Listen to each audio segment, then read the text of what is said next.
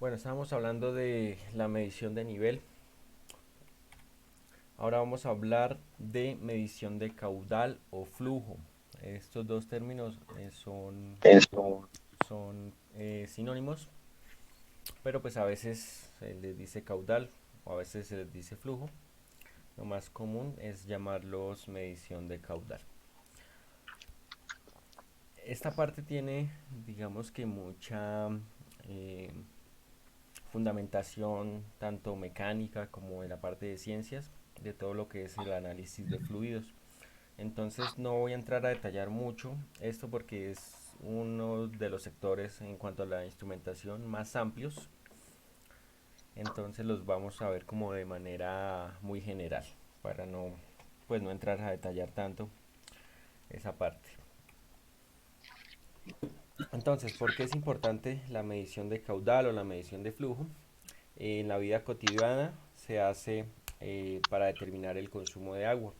Entonces, por lo general, ustedes tienen allá un contador en sus casas que les mide el consumo de agua, eh, pues constantemente, ¿cierto?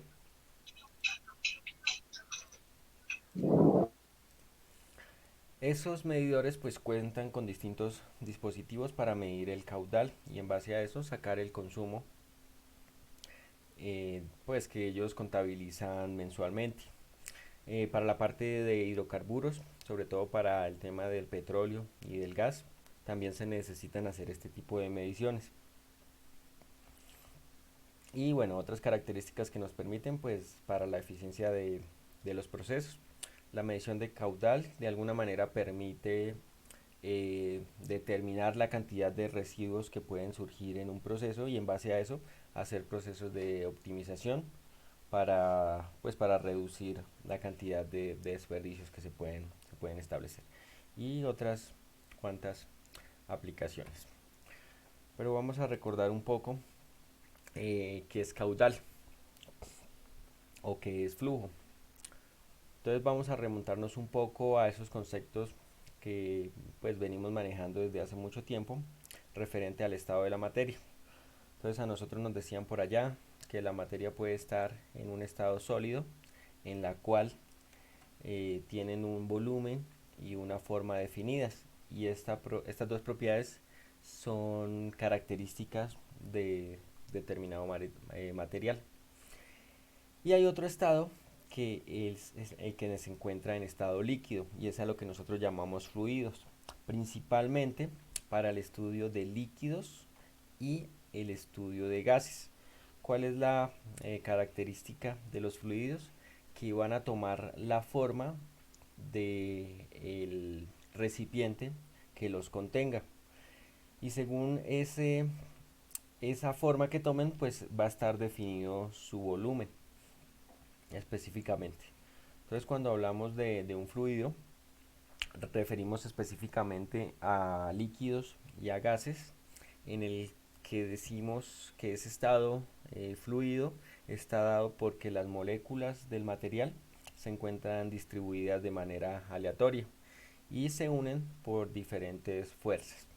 Por eso la diferencia principal si los comparamos con sólidos es que eh, digamos, la forma indica que las moléculas tienen una posición fija, una posición estable, mientras que en un fluido las moléculas están sueltas, ¿cierto?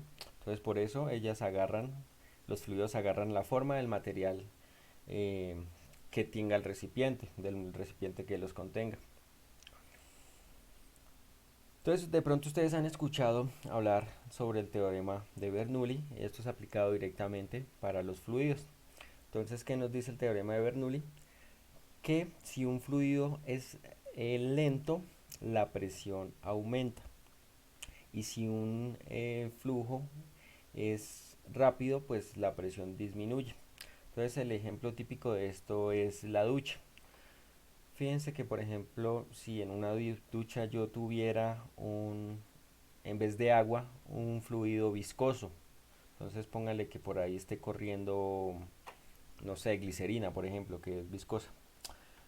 Le va a costar más al material poder recorrer el tubo, por lo tanto la presión, es decir, la fuerza, va a aumentar. Como es un fluido lento, porque no va a correr tan fácilmente, entonces la presión va a aumentar. Y en caso contrario, como el agua, digamos que es más rápida, por lo tanto la presión va a disminuir. Esto nos sirve un poco para denotar el concepto de lo que es un caudal. Entonces el caudal lo vamos a sacar en base al material en el cual esté corriendo un fluido. En este caso pues acá iría el fluido y según eso el líquido o el gas que esté dentro de ese tubo pues va a agarrar esa forma, ¿cierto? La forma que determine el tubo o cualquier otro tipo de material que lo contenga. Entonces básicamente el caudal, muchas veces lo representamos por la letra Q, está definido como el volumen en función del tiempo. Como estamos hablando de tiempos, esto es muy relacionado con la velocidad. Entonces la variación del tiempo se da según la variación de circulación, es decir, la velocidad por ese tubo. Digamos principalmente tubos porque el agua pues corre por tubos y en los procesos industriales se utilizan tubos para que pase el petróleo o el gas.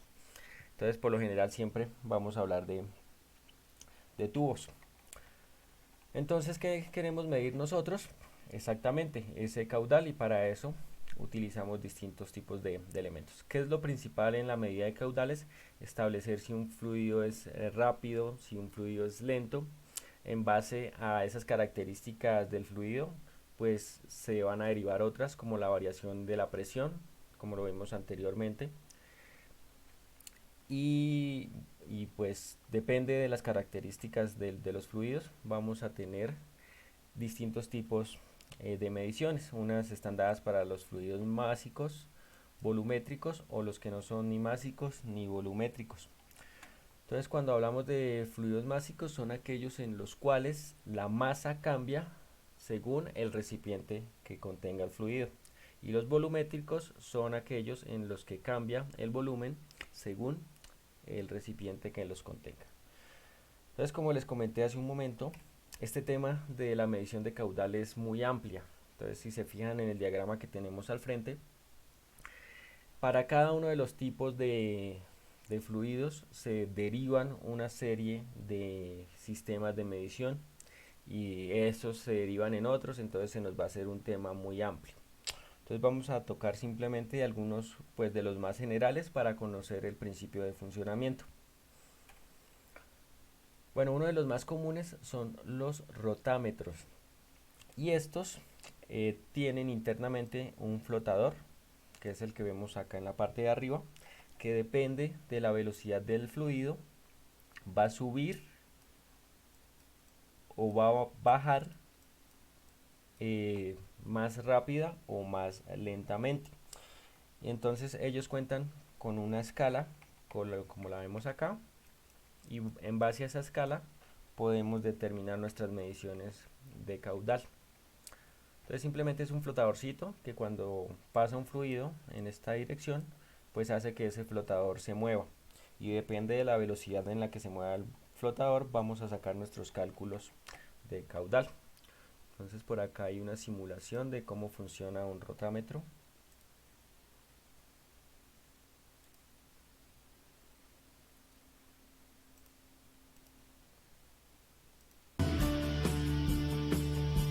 Entonces ahí pasaría el fluido y el flotador empieza a subir, y depende de la velocidad y de las características del fluido va a ser más rápido o va a ser más lento.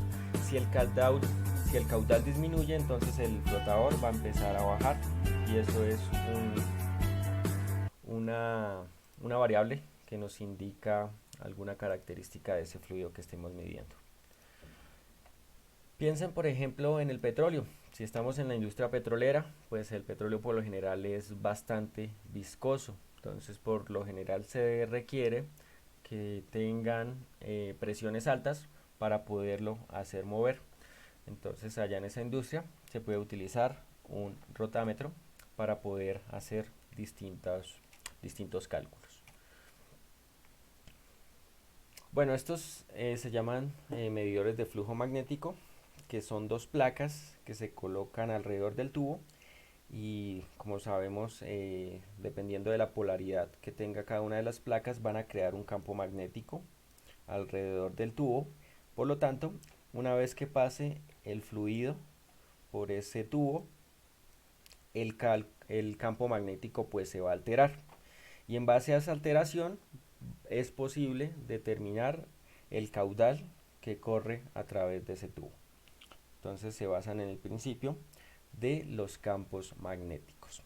Industrialmente se encuentran de este tipo, en donde acá, pues si lo alcanzan a ver, está la abertura para poder colocar los tubos. Este tipo Vortex tiene internamente también es como un flotador, pero este es estático, es fijo. Entonces al momento en el que llega un fluido, digamos que golpea ahí el flotador, se generan una serie de ondas, por decirlo de alguna manera. Entonces hay un dispositivo que tiene este medidor que mide la vibración de esas ondas.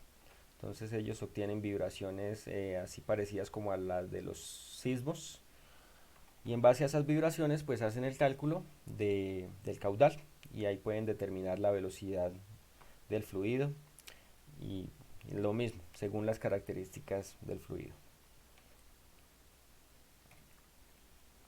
Y este tipo turbina, entonces internamente pues va a tener una turbinita que al momento de pasar el fluido pues va a hacer que la turbina gire a una velocidad determinada.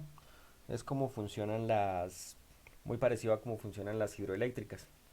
Entonces, según esa velocidad de la turbina, pues va a salir una señal eléctrica que nos permite medir el caudal que está pasando por esa instalación.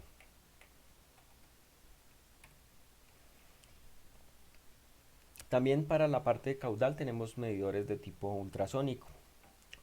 Estos medidores funcionan muy parecidos a los que vimos para el caso de nivel.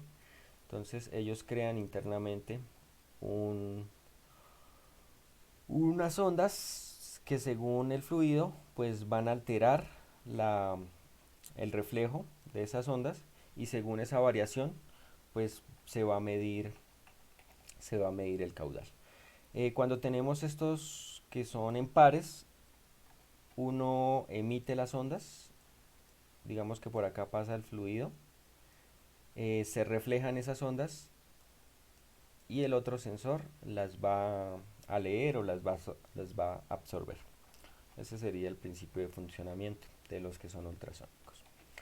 Entonces, como les digo, para esta parte hay muchos dispositivos, cada uno tiene un principio de funcionamiento distinto y se apoyan mucho tanto en la parte electrónica, en la parte mecánica y en todas las ciencias que se encargan del estudio del flujo o del caudal. Entonces hay mucha documentación al respecto. Por si quieren ahondar en este tema, pues hay algunas bases, y pues depende del sector en el que estemos trabajando. Nosotros buscamos cuál medidor nos conviene más. Y bueno, para finalizar, una de las variables más importantes en cualquier proceso industrial es la medición de la temperatura. Por lo general, decimos que la temperatura es una manifestación de la energía cinética, es un intercambio de calor, y el calor pues es una representación de la energía. Cuando hablamos de temperatura, tenemos distintas escalas, nosotros las conocemos, algunas de ellas o las más comunes son la Fahrenheit, la Kelvin y la Celsius, que también se conoce como centígrados, ¿cierto? Pero hay otras que de pronto no son muy conocidas a nivel latinoamericano, pero sí las usan en los países europeos, como el que aparece ahí, Rankine. Este lo usan mucho en Alemania, y Remour es utilizado en Francia. Digamos que estas comunidades desde mucho tiempo atrás estaban utilizando mediciones de temperatura, entonces les dieron sus escalas concretas.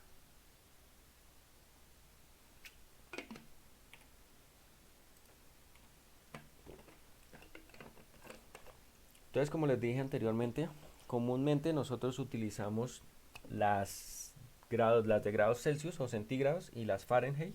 Entonces, esta tablita pues muestra cómo pasar de un sistema a otro, de una escala a otra, de centígrados a Fahrenheit y de Fahrenheit a centígrados, ya que hay una relación directa.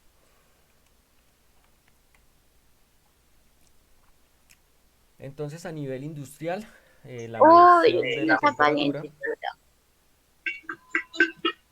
Mm,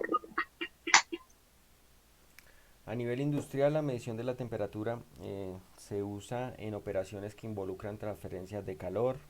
Entonces, por ejemplo, en hornos, en reverdidores, en evaporadores o en calderas. En el control de reacciones químicas, por ejemplo, en la industria farmacéutica. En la operación de torres de destilación, tanques de almacenamiento, de enfriamiento. Por ejemplo, en la industria lechera, que se requieren para pasteurizar la leche, que en un momento la leche está en una caldera caliente y luego pase a una caldera fría, etcétera.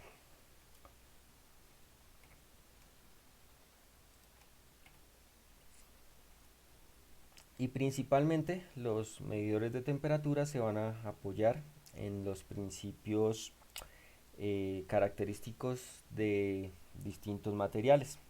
Entonces, por ejemplo, la variación del volumen.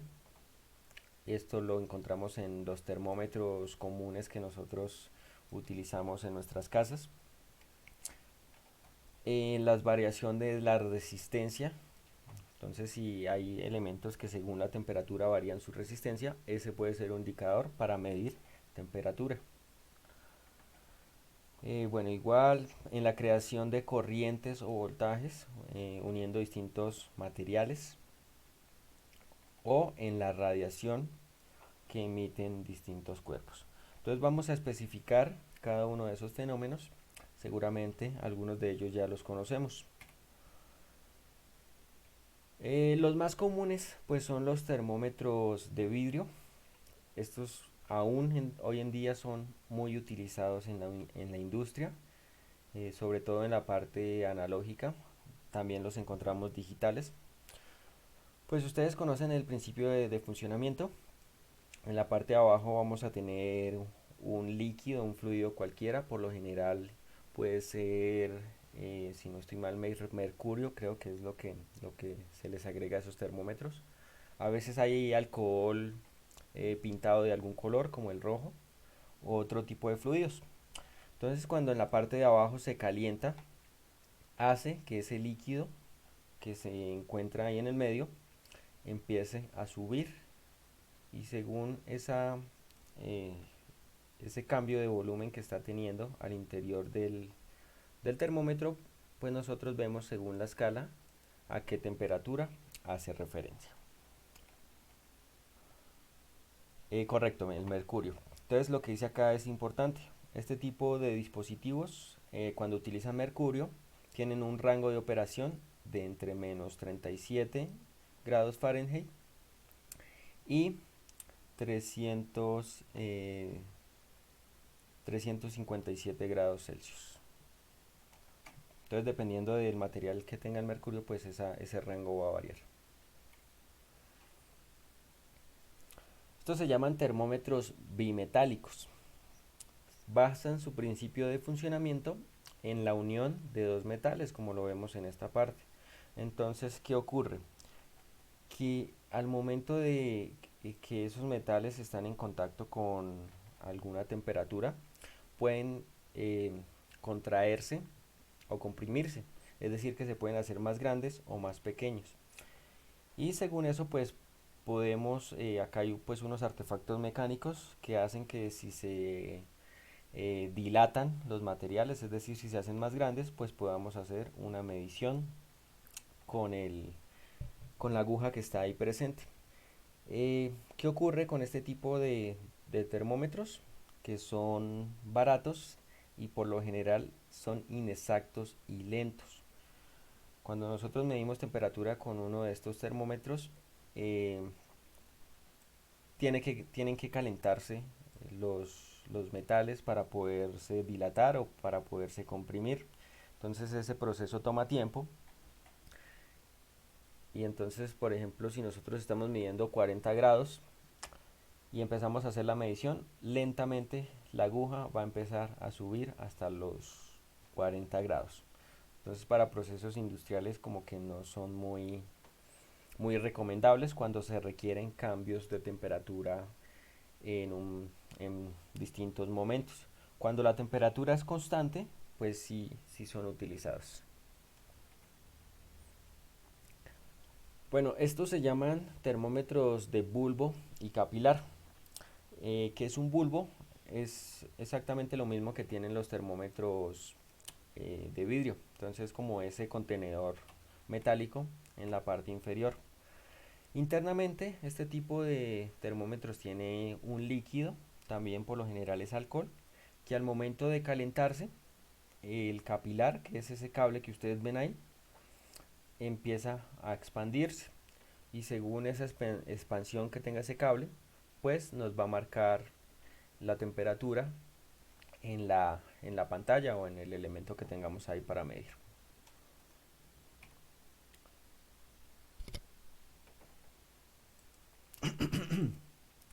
Otros muy comunes son los termopares. A veces pues puede que un técnico que vaya a hacer alguna reparación a nuestra casa vaya a medir la temperatura y saca un termopar. Estos también se conocen como termocuplas. De pronto las han escuchado por ahí. Con cómo funcionan las termocuplas. Tienen una punta que es esta que vemos acá. En este caso pues sería esta. Y acá estaría ahí en ese bulbo. Cuando se somete esa punta a una temperatura o a un cambio de temperatura, se genera un pequeño voltaje. Entonces, al momento de generarse ese voltaje, digamos que ahí hay una diferencia de potencial. Con un instrumento que por lo general es un multímetro, como esos que utilizamos nosotros para medir las resistencias, se puede calcular la temperatura. Algunos multímetros de los que ustedes tienen, ahí tienen la característica de poderles conectar termocuplas y poder hacer mediciones de temperatura. Entonces así funciona. Cuando se somete esta punta a una temperatura se genera un voltaje entre ambas terminales y según ese voltaje se calcula la temperatura. Bueno, una aplicación de estos son los termopozos, que son pues esos bulbos grandes que tenemos ahí en la imagen. Y esto en el sector industrial es lo que se conecta, por ejemplo, si estamos midiendo la temperatura de un fluido como tal, se insertaría este termopozo dentro del tubo para poder hacer la medición de las temperaturas. Entonces, pues ahí tenemos distintas configuraciones de cómo conectarlos.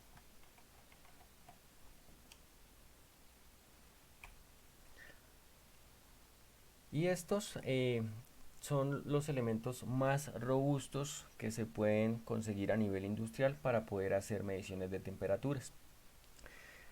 Son los que conocemos como detectores RTD y están basados en un cambio o en una variación de la resistencia.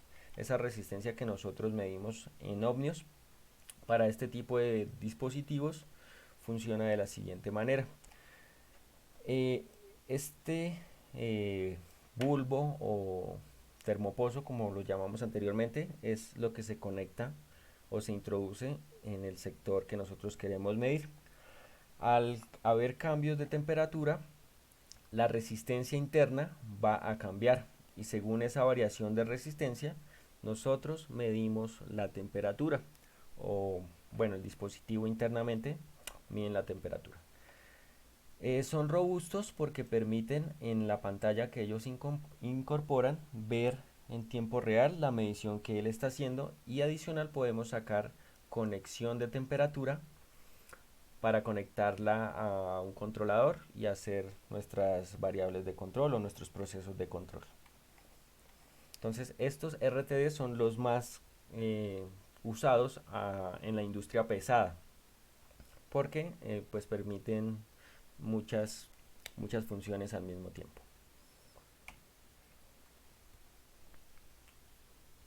Y otros, pues sobre todo a nivel electrónico, son los termistores.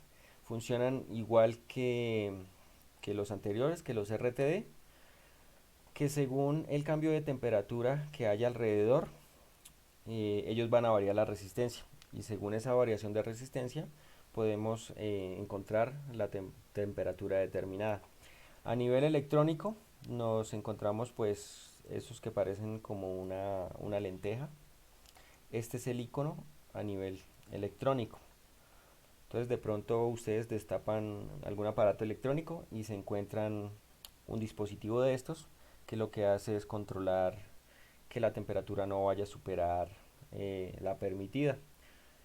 Los teléfonos, por ejemplo, hay algunos que tienen unos termistores no parecidos a estos, son mucho más pequeños.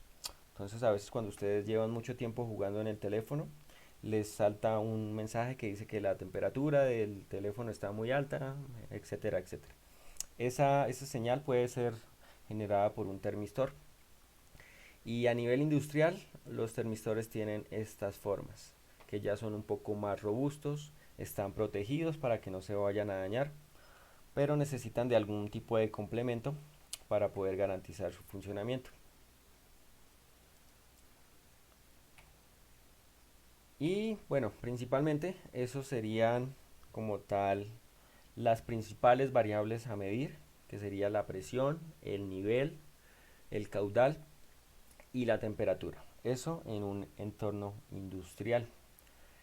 Si bien cuando yo les digo que, por ejemplo, la práctica que está pendiente con el sensor LM35, esto es más a un nivel electrónico, mientras que para niveles industriales utilizamos estos tipos de dispositivos que les mencioné anteriormente. ¿Cuál es el objetivo de esto? Pues que ustedes como tengan una noción de qué se puede encontrar en el sector industrial, tanto pues en el mercado como en las instalaciones. Es probable que algunos hayan tenido la experiencia de estar en campo, en donde hayan algunos de los dispositivos que vivimos hoy y pues no sepan en el momento qué significan o qué están haciendo. Entonces la idea un poco de esta presentación es empezar a reconocer ese tipo de dispositivos que ustedes se pueden encontrar, y seguramente cuando ya estén en un ámbito más profesional, en plantas complejas o en plantas grandes, los vayan a encontrar. Finalmente, pues ahí les dejo unos enlaces de libros en los cuales pues hay mucha de la información de la que vimos hoy, y pues para expandir el tema, para consultar más cositas. Entonces chicos, eso era lo que les quería comentar. No sé si hay alguna pregunta. Yo sé que este tema es un poco complejo porque involucra muchos principios físicos y científicos, pero la idea es que nos quedara como una noción básica del funcionamiento de los dispositivos. Espero que haya quedado pues más o menos entendido de esa manera.